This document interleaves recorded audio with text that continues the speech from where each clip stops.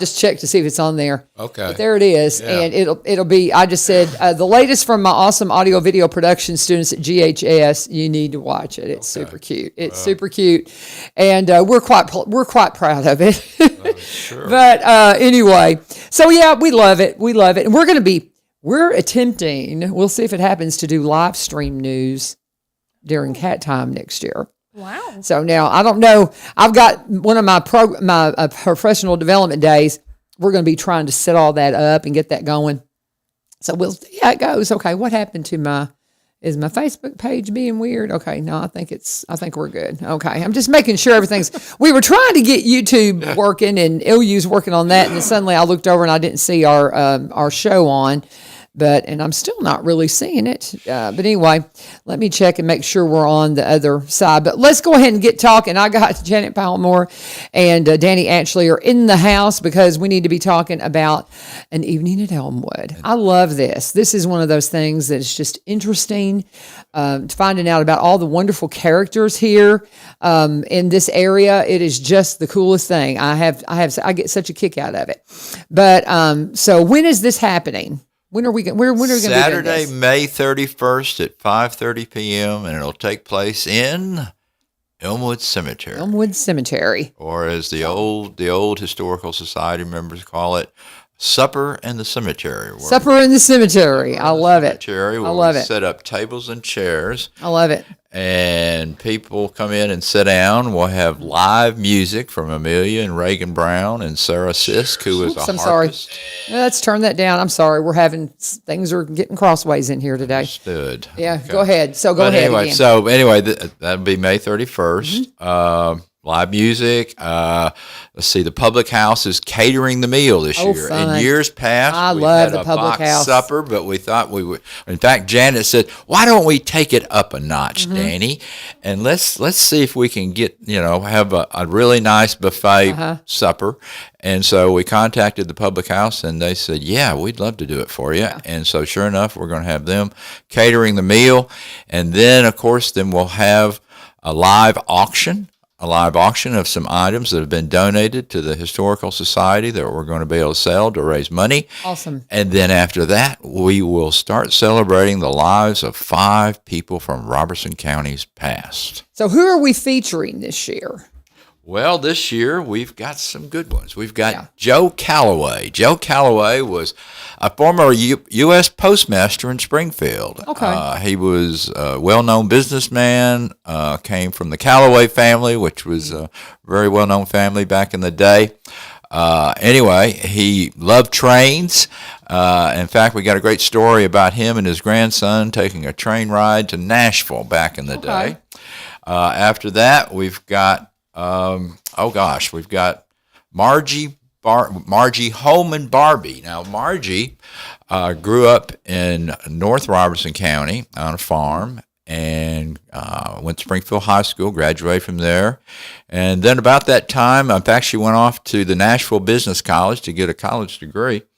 And World War II broke out. Oh, wow. Well, Margie, she wanted to serve in the military. And at that time, there really wasn't a way for a woman to serve in the military. They were just getting the Women's Army Corps. They were starting to come alive, as well as the Navy waves.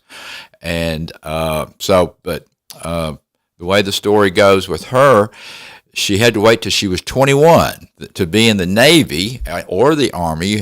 A woman had to be at least 21 years of age, and then also have either a high school degree. In fact, the entrance was so strict, they really preferred women that would have a college degree. What kind of jobs did they do, though? Well, they did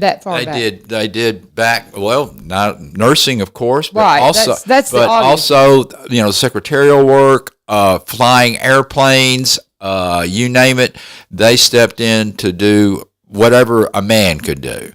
But the bad thing about it was, during that early time of World War II, a lot of the military, the upper military, didn't want women in the military. They thought it'd be a distraction for the fighting men. Right. And so there was a lot of prejudice about that. Right. And in fact, when Margie told her dad that she wanted to go join the Navy, he said, "Get that idea out of your head."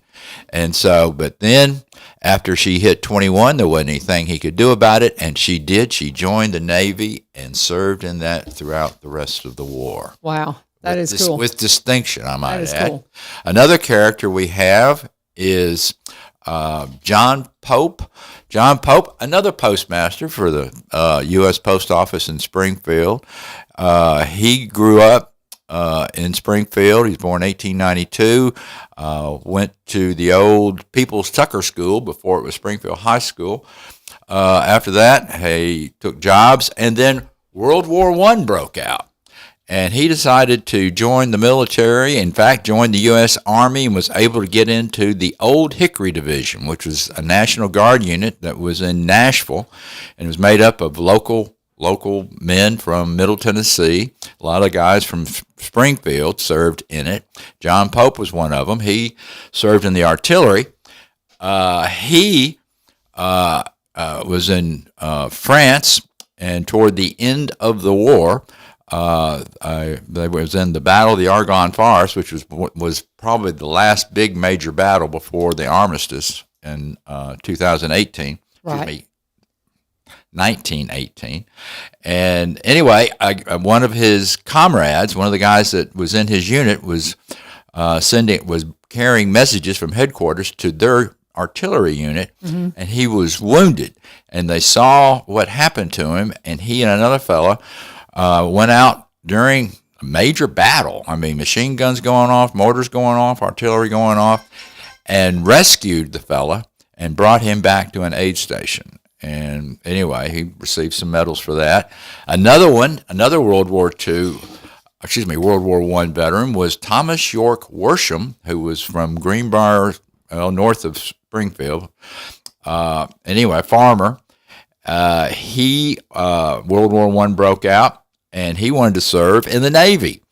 But he couldn't serve because he was a farmer, and at that time, if you were a farmer, that you were contributing to the war effort, so it was hard for you to get into the military. Right. So he went to the draft board and said, I want to serve. I want to serve anyway, right. So he did. And thank goodness he did, because the story goes like this. After he joined the Navy, he went through basic training, and then after that, he was assigned to the USS Shaw, which was a new destroyer that had been added to the naval fleet, the U.S. Naval Fleet. And the Shaw, along with two other destroyers, were escorting a troop ship called the Aquitania, which was a former cruise ship for the British. Big ship, like Titanic size. Had 10,000 American boys on it going to France to fight. So the Shaw and the other two destroyers were escorting the Aquitania, and when they started approaching the British Isles, they started a zigzag formation. And the reason they did that was because of the German U-boats that were looking by, that were trying to, sink all Allied shipping. So, but anyway, the Shaw, when it was doing a part of its zigzag, the rudder stuck, and it ended up in front of the Aquitania. Now, the USS Shaw, being a destroyer, was about 300 feet in length, whereas the Aquitania was much larger. It's about 1,000 feet in length, about 1,200 feet. Well, it sheared off, Lavern, 90 feet of that 300-foot ship, 1/3 of it. Huge explosion. 12 men died immediately. The ship's on fire. It's got holes in it. Our hero, Thomas York, sees what's going on. He's in the engine room now. All the lights are off. He grabs a flashlight. He looks around and sees, after the explosion, that there's a hole in the hull of the ship. Water's pouring in. Lights are out. Fires are going on. I mean, it's total chaos. But he stays calm, grabs a mattress off of a cot, stuffs it into a hole in the hull, then keeps the pumps running so the ship will stay afloat and will keep moving, helps put out the fires. I mean, anyway, long story short. That's the farmer in him, because being the farmer and being able, because that's how farmers think. Yeah. It's like, what have I got at my hands on? And I'm just saying, that insurance commercial, ask a farmer. Yeah. Because I'm telling you that, to me, the act, that bringing that experience. But go ahead. I'm sorry. That's what I was thinking. Well, a farmer came up with that. That's okay. So, yeah. But anyway, so long story short, and there's much more to tell about his story than just that. Right. But he ended up and still is to this day the highest decorated serviceman in Robertson County history, Thomas Short Worsham. So that is cool. There's 3 heroes that we're celebrating. That is really cool. A great businessman, and then we've got one more. Okay. Another salute to the ladies. This was Louise Rawson Carney, who grew up in Springfield, born in 1918, graduated Springfield High School. Got married, had children, but she decided she wanted to be a journalist. Okay. A little bit about that. So anyway, she ended up being the editor of the Springfield Herald, the first woman editor in Springfield's history. Love it. And she was quite a woman to reckon with. Then after that, she went to the woolen mill and worked in their marketing department for a while, and then the woolen mill shut down. Then she went to work for the old Nashville Banner and was a columnist over there for a while. And then after that, she became a freelance writer and wrote newspaper columns in Alabama and Florida, different places like that. And then she wrote actually a couple of books about her experiences and lives, and was actually a short story writer. Anyway, Louise Rawson Carney, and she's going to be our 5th person. How fun. A groundbreaking woman, and was quite beautiful too, by the way. Well, very cool. And this is just so much fun, and it's coming up very, very quickly. That's why we had to get you in here. Yep. And it's always just a wonderful event. My computer, I don't have my computer, so I can't really hold it up. I can do that like that. But so getting tickets, do you think you'll sell out? Yes. We're down to 10 tickets left. You've got 10 tickets left. Oh my gosh. Did you get my 2 that I? Yes. Yeah. Okay. So you got 10 tickets left. Yep. Uh-oh. So guys, if you want to go, you need to get, that is so cool. It is just, I love hearing all these stories. I just think it's cool. They're all true. Yeah. They're all true. That's what's so fun. The cool thing about Elmwood is when we get these, we decide who we're going to play and or portray or recognize.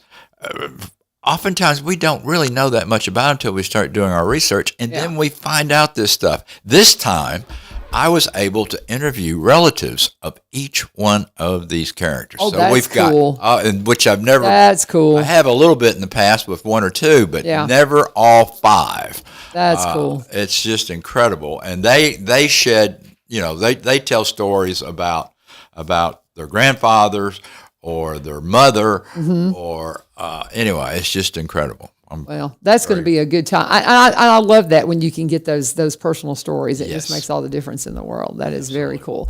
10 tickets. You guys are going to sell out so quick. But it'll be so cool. And do y'all ever videotape this stuff to where people can see it later? Peter Stratton, the way it looks, is going to videotape it. Okay. He's done it for us before, and then we can show excerpts from it on our Facebook page after the event. Because I know one of my students has helped you with some of the audio on it or video in. Alex Maddox, he comes and records our membership meetings. Okay, I wasn't sure what he was doing. That's what he's doing. He comes and video records it and does a great job. Alex is a fine young man. He is a good one. He is a good one. We're super proud of him. He is a sweetheart, and he loves doing that kind of stuff for y'all too. But it's very cool, and it is coming up super fast. So the 31st, is that next Saturday? It is next Saturday. Next Saturday. Next Saturday, we'll be just praying over over the weather. Yes, for sure. And it is just always a good time. And I love that you have didn't you say the public house? Yes. Public House is catering it. So, because that's different than what you have on the sign. Well, North Nash is Public House. Yeah. Right? Yeah. North really? Nash. I didn't know that. Together. North Nash. All right. Jessica Levesque. She owns and operates Molly Pazzo in White House. Yes, I knew that she had that one. I didn't realize that. And then also the Public House in Springfield. Okay. And then she has a catering business.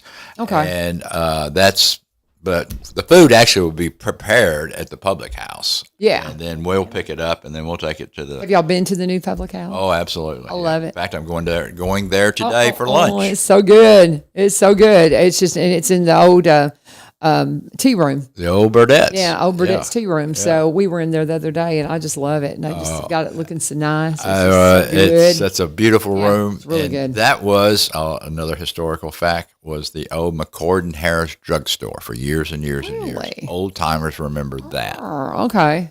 Bill, you got any pictures? Bill Jones always got some fun pictures. Bill does. I'm certain. I know we do too. But yeah, he does. Yeah. So that's it's a very beautiful cool. building. It's got that ceiling, that metal stamped ceiling, and it is really cool. It is a cool place. hardwood floors. It harkens back. It is. And the building, by the way, is haunted. Oh no. Oh yes. So they say. I've never seen a ghost in there. You know, I was in this. They say Greenbrier High School is too. I was there. I don't doubt that a bit. Well, I was working late the other night, and the guy that gets the trash and stuff and comes in, it was super late, and because my laptop has gotten damaged, so I have to work on my desktop there, and I just had some things I had to do, and it was like 10 o'clock, and 10:30. I was there super late. And he goes, I don't want to startle you. And then he started telling me all these ghost stories about the building, and then leaves. And I'm like, that wasn't very nice. Yeah. You know, I'm like, really, dude? And he's telling, and I'm like, stop it. But yeah, I've heard Greenbrier, the high school is too. So. Well, and then also Innovation Academy, which was the old Springfield High School. Yeah. That is supposed to be. In fact, I've been down there and I've heard strange things too. Well, anyway, so let's move on to this stuff. Yeah, What else you got? Janet's got another paper there. All right. So on June 14th, we have coming up our Giving Day. This is going to become our annual Giving Day every year going forward. So Stars, Stripes, and Stories. We're going to celebrate Flag Day, but we're also going to have live music, free barbecue sandwiches throughout the day. Historians will be on tap for the day. The museum will be open from 9 to 2, and our goal is to raise $2,500 to help preserve Robertson County history. Well, very good. I love it. And so this is again on June 14th. Yep. A day of giving. Okay, very cool. Is this something that's like it's just something that y'all are doing? It's not like because sometimes they'll have social media will have day of giving and all that. Yeah. Is it tied into that? No, This that's is a not. standalone. So this is a standalone event. That's why I was wondering, because I know I can't keep track of when those come up, but they come up periodically. Yeah. You know, so this is a standalone event that is just a very specific fundraiser.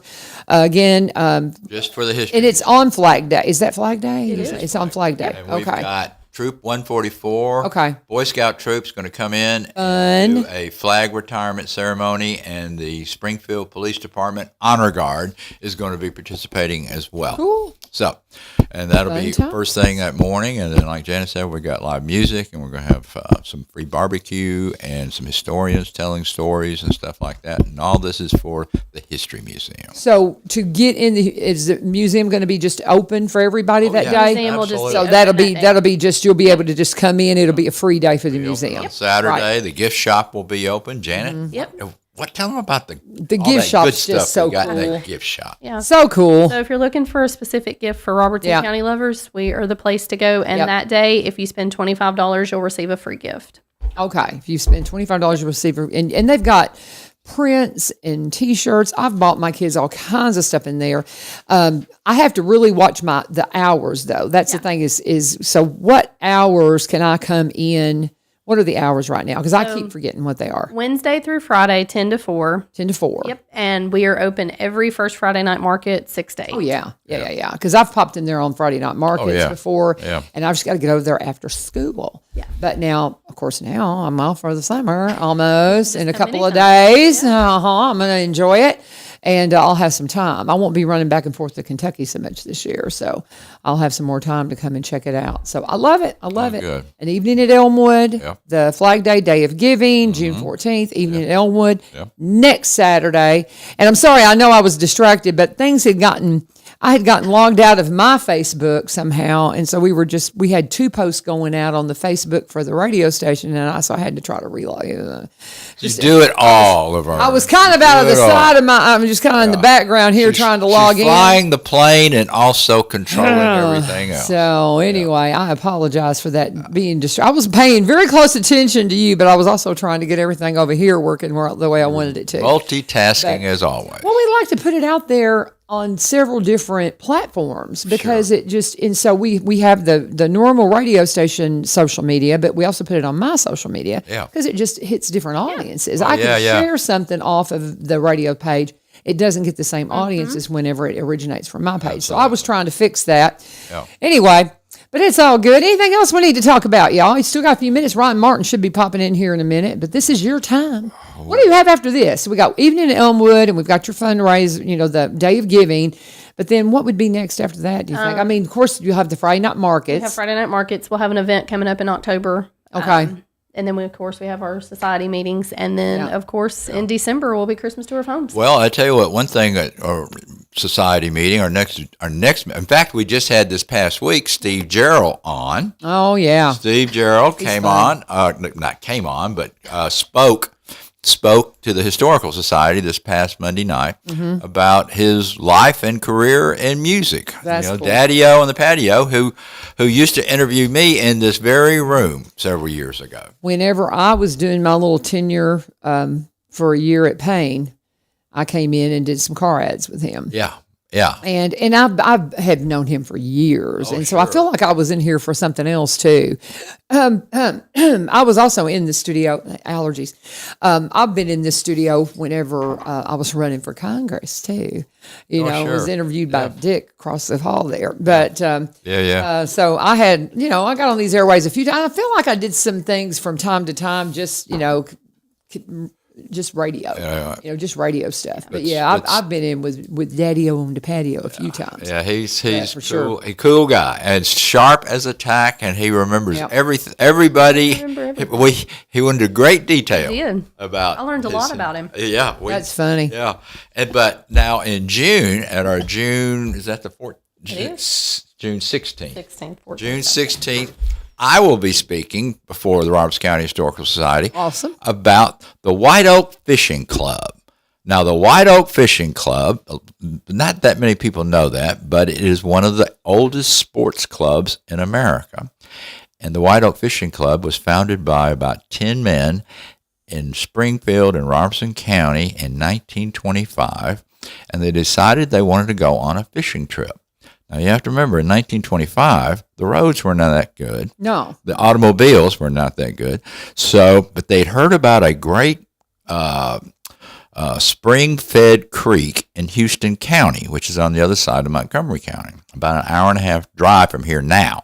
In those days, it was a much longer trip. In fact, about the only way you could get there was either by horse or by train. Yeah. Or by train. So these guys decide they're going to go on this fishing trip and take the train. And they get off in Stewart. They go from Springfield to Nashville to Stewart, which is pretty close to White Oak Creek, now close to Kentucky Lake. Right. So anyway, they get there and then they hire a mule team to bring them and the rest of their gear to a campground called Molly Brown's Campground, where they camped for a whole week.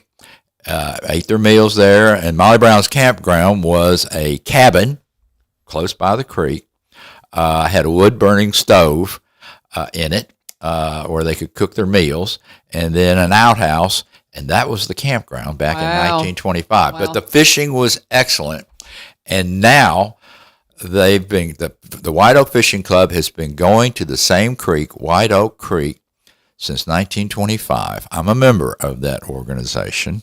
And this year, in fact, on June 1st, we will celebrate 100 years. Wow. And it's made up of Springfield and Robertson County men and other men around. Yeah. But we have now a fishing camp there with a pavilion, cabins. We have electricity. That's what was my next question was, how has it changed? It's changed dramatically. Did y'all do it? Yes, we did all this stuff. So do y'all rent it out when you're not there? Or is it just for y'all? It is just for us. Now, people, it's members can go and enjoy it. And we'll bring our grandsons and children and others down there. But we also have cooks lady cooks who've been working with us for some of them have been with us almost 20 years. And they'll come in and cook breakfast and then cook supper for us. And it's just a great time for us to get together and have a good time. But the most important thing is it's all about fellowship. And sportsmanship, and it is, and it's like I said. Now the catchphrase for that, and we've often wondered why in the world did these guys travel all the way from Springfield in 1925 just to go fishing? They could have fished at Carr's Creek. I was going to say Carr's Creek is spring-fed in front of my house. Red River, you know all that. Well, near as we can figure. Lavern, you have to remember 1925. The county was bone dry. You could not get any alcohol like they used to have here in Springfield, Robertson County. I think you might have nailed it. So anyway, from what we can figure and gather from the oral histories, they wanted to get away from their wives and their preachers. How funny. How can somebody join this club? You have to be male. That's you have to be male. Okay. We are strict in that regard. But if you're interested, you can contact me, and I'll be glad to tell you anything about it. My husband might be interested in something might. like that. That sounds like something. Over the years, he would love for somebody to teach him to fish. Well, we creek fish. Now, creek fishing, we don't go out on boats on Kentucky Lake, although a few members do. But mostly what we do, we wade the creek, and we're fishing for smallmouth and largemouth bass, and also the ever elusive black perch, which is supposed to be the best, is the best eating fish that you can eat. But it's spring fed. The water stays cold year round. It's beautiful. It's still remote. Cell phones don't work. We don't have Wi-Fi. Really? Yeah, it is. It is just as remote now, just about as it was in 1925. How interesting. Yeah. So there. Because see, I want somebody. I've had a friend of mine that says he's going to teach me to fish the creek because I've never been able to master I can do it. Well, you need to come teach me to fish my creek. I'll show you how. Because my grandson loves to fish, and he caught one bass down there. Oh yeah, and a nice little bass too. But we don't really know how we did it. It was kind of an accident. Now, do you know how to clean a fish? Oh yeah. Okay. Well, yeah. I mean, I grew up with catfish ponds. And my daddy, we had 2 catfish ponds. Yeah. And so I could clean a catfish super fast. Now, I've not really had to clean anything but a catfish ever, but it's a little bit different from cleaning a bass, but anyway, if you can clean a catfish, you can clean a bass. That's kind of what I figured. Yeah. So I figured it can't be that hard. But we'll go fishing one day. Let's do that this summer. All right. Okay, I will call you. All right, do that. And I will see you. I will be in. I will be into the museum. So thank you guys for joining us. And so excited about an evening at Elmwood. You better get your tickets because they're going to be gone. 10 tickets. They'll probably sell out today now. People are thinking, oh, that's coming up. I better get my tickets. Well, it's a great event. It's a great fundraiser, and we thoroughly enjoy doing it. Absolutely. Well, very good. Love you guys. Come in anytime. Let me know when you need time, and we'll get you on. Absolutely. All right. And while they're making their exit and Ryan's making his way in, I need to talk about, y'all know who, Barry and Rebecca Richards with Exit Prime Realty, of course. They are, of course, our longest running full-time sponsor here at One Street Over, and we appreciate them so much. If you need to talk to them about anything and everything, just reach out to them. You can find them, sellwithbecky.com, sellwithbecky.com, BUY, robertsoncounty.com. You can also give Rebecca a call at 615-504-7425, 615-504-7425, or 7424. That is Barry's number.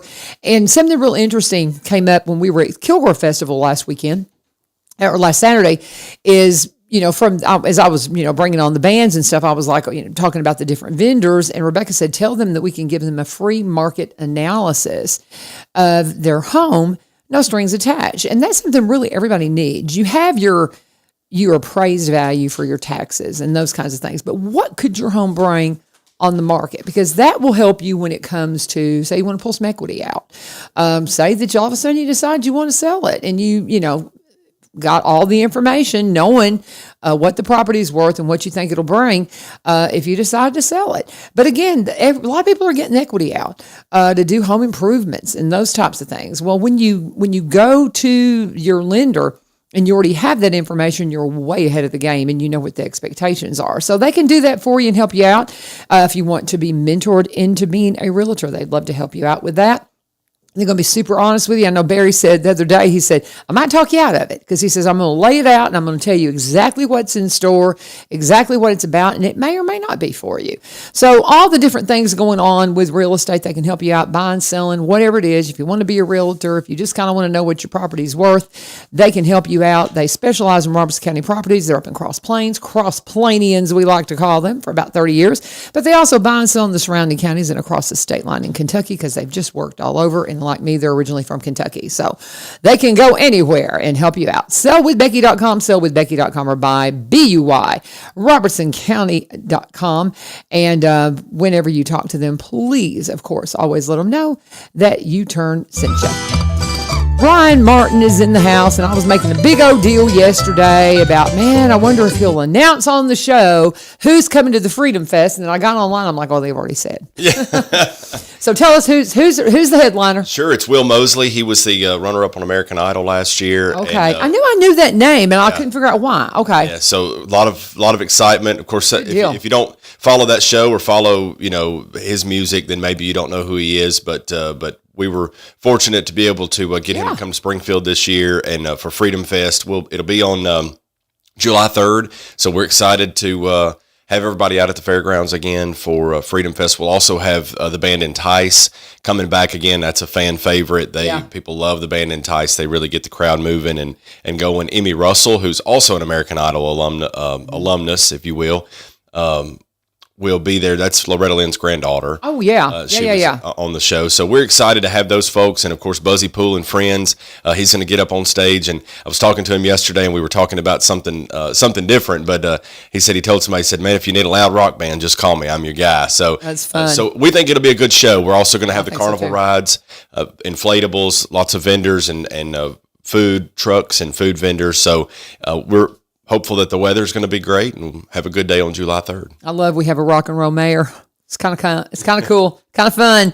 But anyway, that sounds like a great time. And the fireworks, just, oh my goodness. We took our grandson last year, and he just loved it because we could get real close to him. They were just like right there. Yeah. And you can't usually do that in the bigger crowds and stuff. But I mean, that's one that you can really get right there with them, and it's just so cool. It's a beautiful show, just an absolutely beautiful one. I think last year was our best show yet. It was excellent. And I'll give a shout out to North Springfield Baptist Church and the Robertson County Fair Board. Robertson County Fair Board, we have worked out a deal with them for the fairgrounds, but in North Springfield Baptist, they allow us to utilize their grounds for the fireworks so they can be viewable from the hill. And so we're thankful for community partners. A lot of what we do, Lavern, is based on community partners, whether it's the dog park or the disc golf course or Freedom Fest. A lot of that has to do with community partners. Nothing the city does by itself. The community cleanup, which I'll talk about in a little bit, is something. It's a community coming together and making things happen. And that's what's so special about where we live. Right. It is. We've just got a cool area,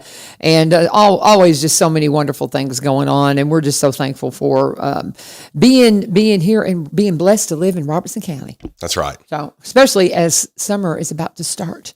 Just real quick, if you've got kids in school, high schoolers, today is the last day of their finals.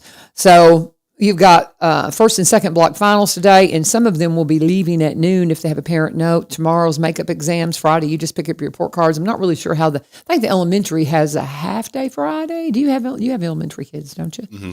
So when's their last day? I think it's half day. Half day Friday or Thursday?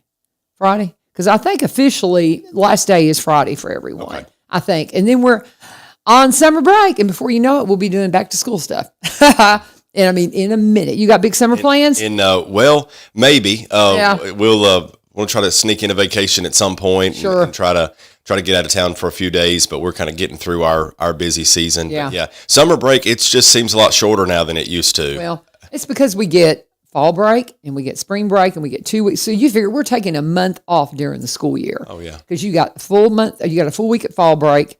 You got some, a couple of days right there at Thanksgiving, then you get 2 weeks at Christmas, and then you get spring break.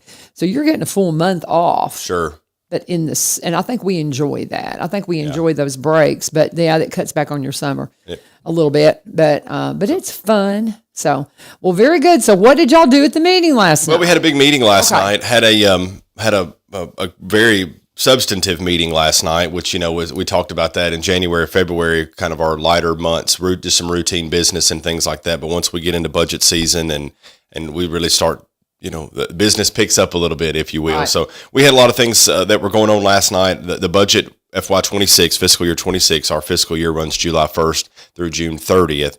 The board considered that on first reading last night. And so that is it's a $147 million budget, which shocks a lot of folks that Springfield would have a budget that large. And that's it is a big number. That is a huge number.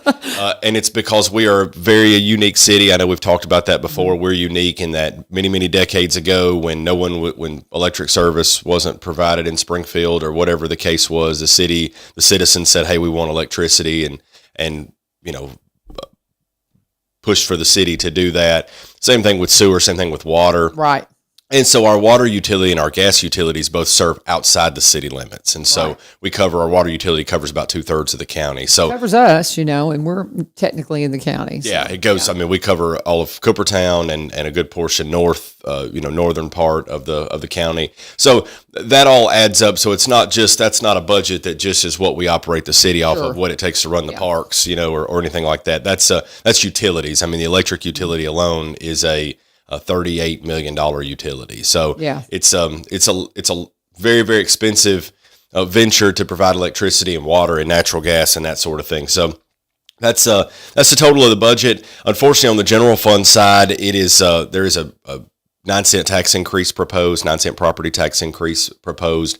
We have been fortunate to avoid a tax rate increase since fiscal year 13.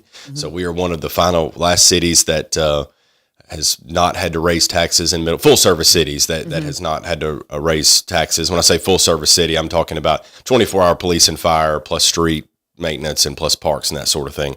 So it is inflation finally caught up to us. We've been able to weather that with a great economy and allow the great economy and the additional sales tax revenues to help pay for those firefighters and police officers and potholes and things like that. And unfortunately, it's kind of caught up. So what does a 9-cent tax increase look like for someone in Springfield? My next question. Yeah. I'm glad you asked.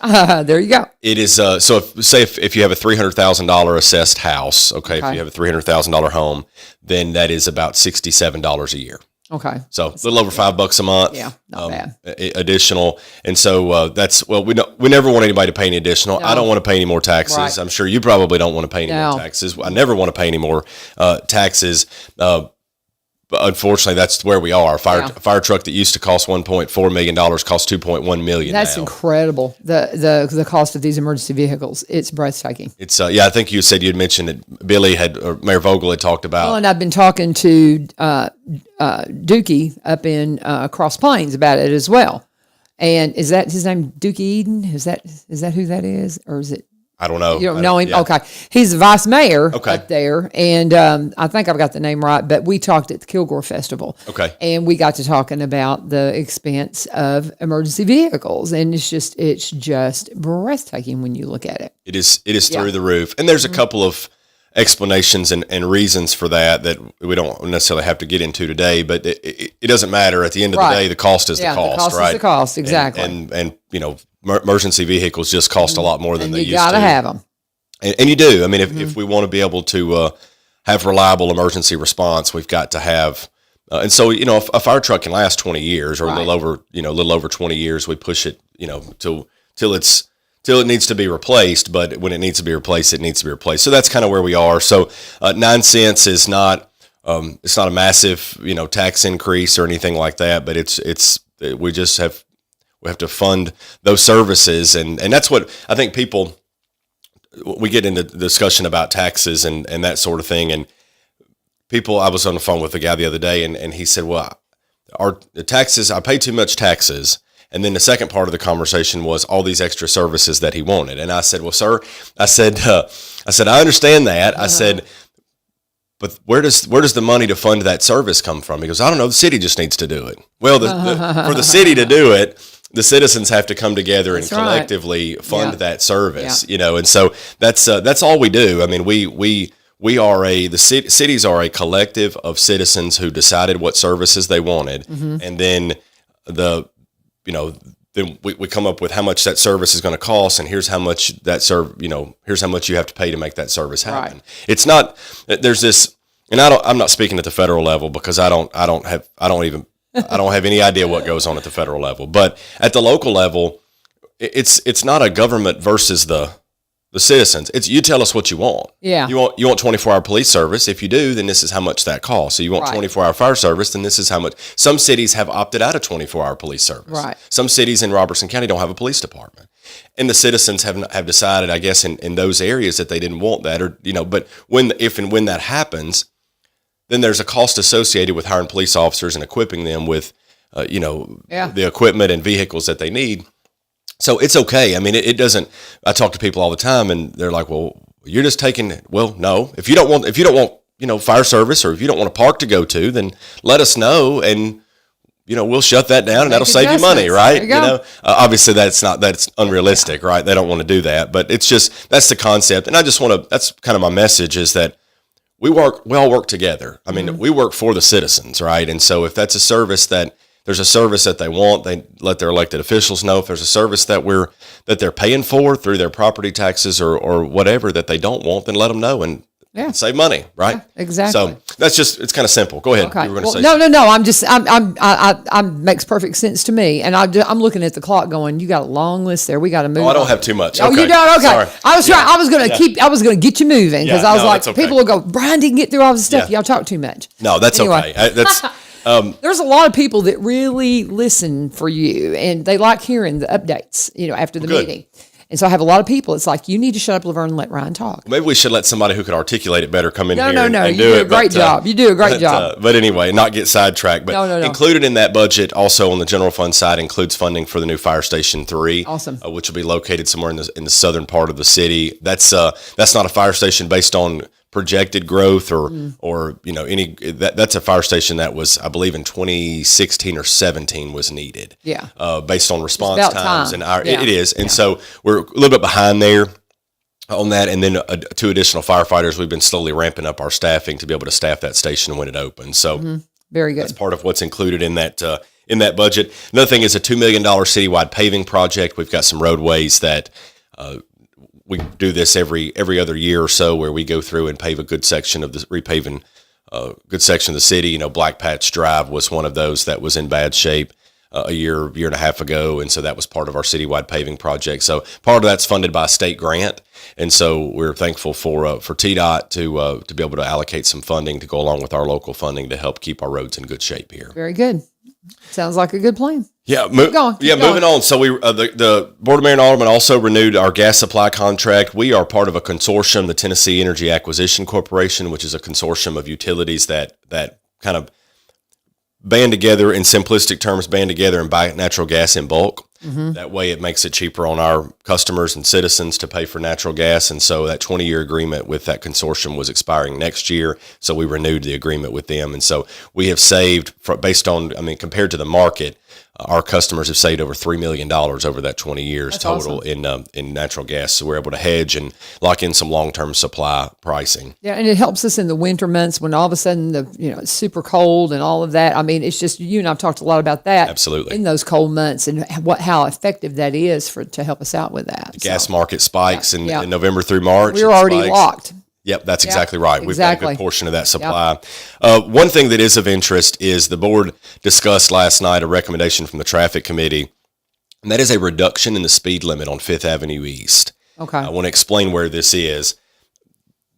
Currently, if you're coming from, let's say, Cross Plains or Orlando, and you're coming into the city. That's Highway 49. Highway 49. Highway 49 is 5th Avenue. When you get to the city limits, get to that red light at Highway 76, the speed limit goes from 55 to 40.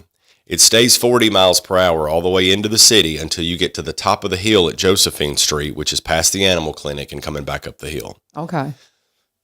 Based on some sight triangles and sight line issues there that our engineers looked at that, and the traffic committee looked at it, they recommended backing that 30 mile an hour speed limit up to Bill Jones Industrial. So once you get from the red light at Highway 76, then to the red light at Bill Jones Industrial, that's when it would transition to 30. So it's an extra 3 or 4 blocks there that would be 30 miles per hour, but it's on a state highway. It's a heavily traveled road. And so it's just one of those things with traffic and with there's been some growth over in that area, and there's going to be some growth over in that area, and it's hard to pull out there. Yeah. And if they're flying through there, it's tough. Yeah. That is correct. And so it's a safety thing, and so they've recommended that. The board provided some positive feedback to that, so I would expect that change to be implemented fairly soon, which is just back in that 30-mile-an-hour zone, back up to the red light at Bill Jones Industrial. I don't think I realized how far it went up 49 before the city limit over here near us. And you said it starts where the 40-mile-per-hour speed limit?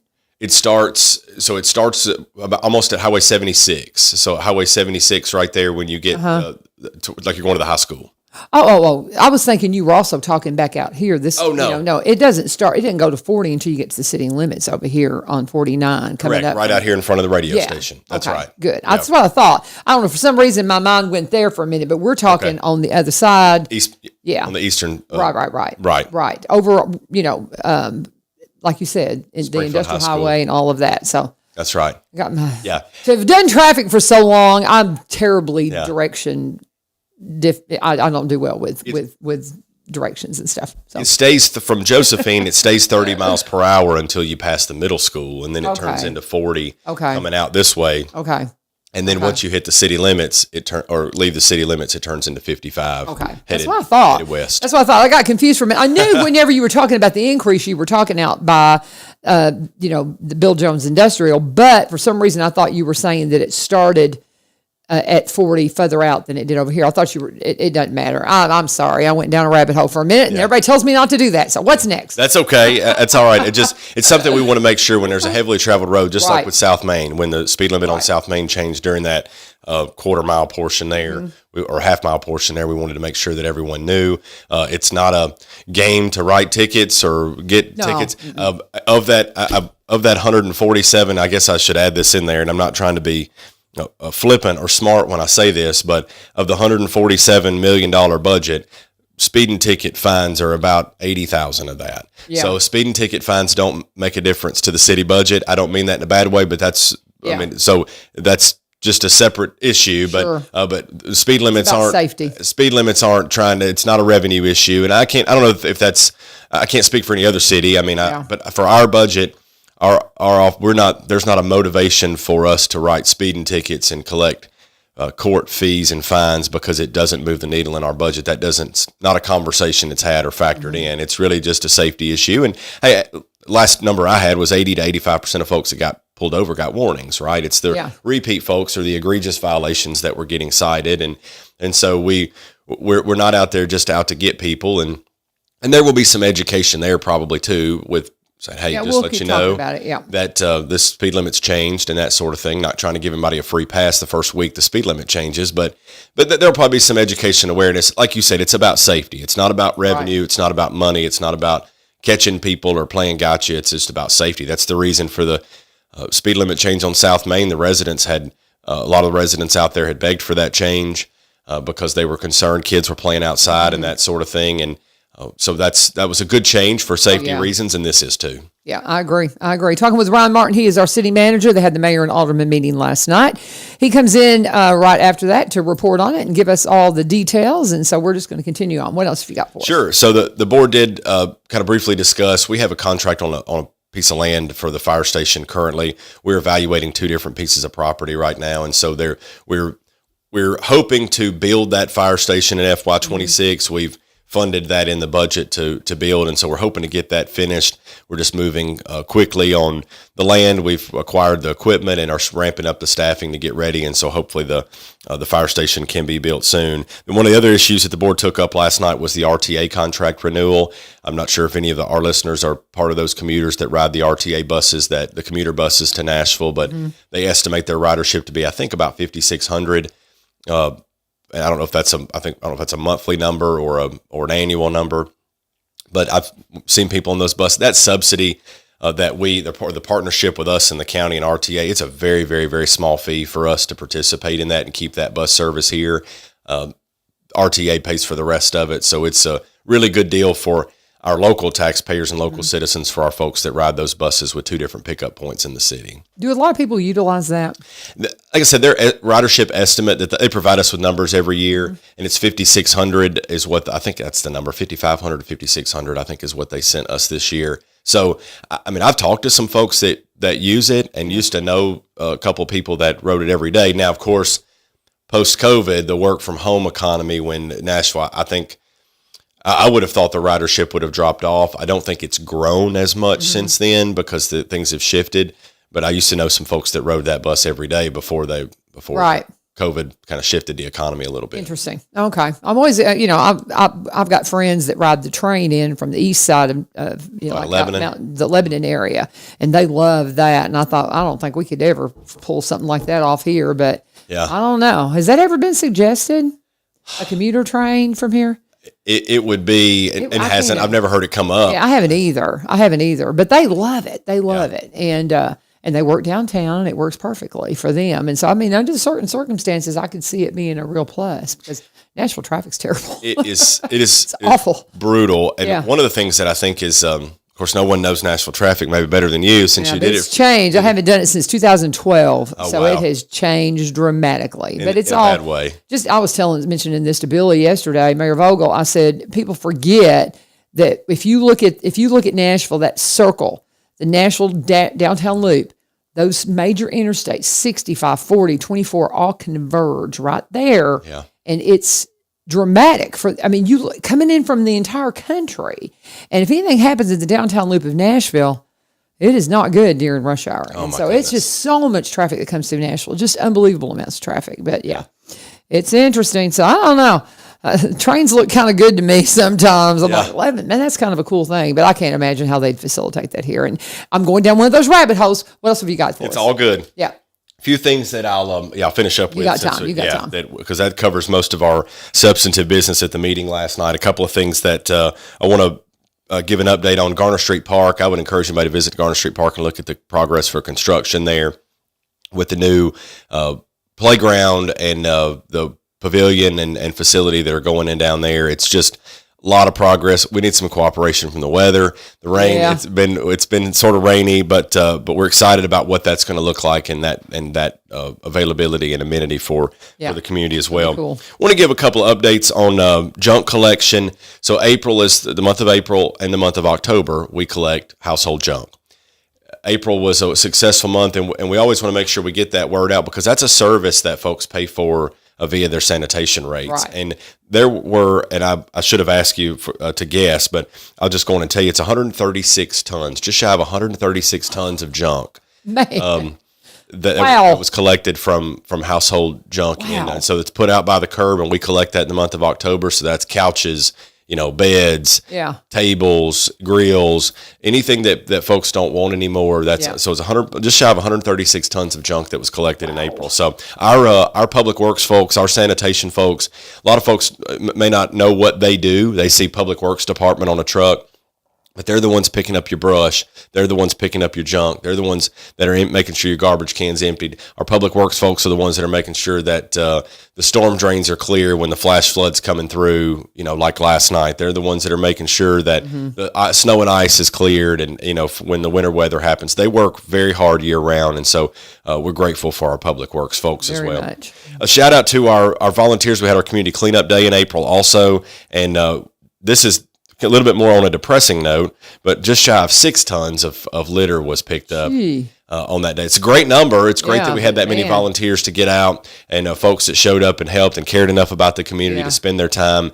and pick up that litter. But it's sad that there was 6 tons of litter to be picked up. Yes, it is. It is. But give a shout out there to Larry's Restaurant for sponsoring that event, providing breakfast for our volunteers and folks that worked that event. That was very nice of them. They're very community minded. Appreciate Alan and his staff and all that they do for the city and the community. And TVA provided supplies and equipment via sponsorship also, and so thankful for TVA's involvement as well. Mm-hmm. Very good. Lastly, the splash pad opens up Saturday. Oh, yay. I think that right now the weather's looking okay, and so we're excited to have the splash pad open up Saturday. I've been asked about 4 or 5 times in the last week. When's the splash pad opening? When's the splash pad? I said, we usually shoot for Memorial Day weekend. Yeah. So it's finally here. People are excited about the splash pad. Once it gets hot, that's a question that's on people's mind. And so we're excited about opening the splash pad up at Dr. Martin Luther King Jr. Park on Saturday. I wish we'd had those when my kids were little. They would have loved that. And I'll tell you, we've got the fishing rodeo coming up just 2 weeks from Saturday. So I'm going to be reaching out to get Terry in here. Yep. So he can give us an update on the splash pad opening. We'll try to get him in next week. It'd be great. To give us a splash pad update opening and talk about that fishing rodeo that's going to be happening in a couple of weeks. Perfect. So just all kinds of stuff. Thank you. That's right. And Thank you. Freedom Fest. Tell them again who's coming. Freedom Fest, July 3rd. Will Mosley will be our headliner. We'll have the band Entice. We'll have Emmy Russell and Buzzy Poole and friends. We'll have. It's a free event. It's free. Gates will open, I think, at 4:30. Music starts at 5:30. Yeah, you got to buy your own food. You got to. That's right. There you go. Free admission. Just your vendors. Yeah, that's right. Just your vendors. We'll clarify that. Thank you, Brian, so much. Thank you so much. And thank you guys for joining us. Saw them coming in for the Ghost Show. So Lee Marie is going to come in here and have another full hour of local programming for you right here on these airways. This is 1100 WSGI. I'm U-Turn Lavern. Thank you for joining us. Hope you'll join us tomorrow. God bless. Have a great day.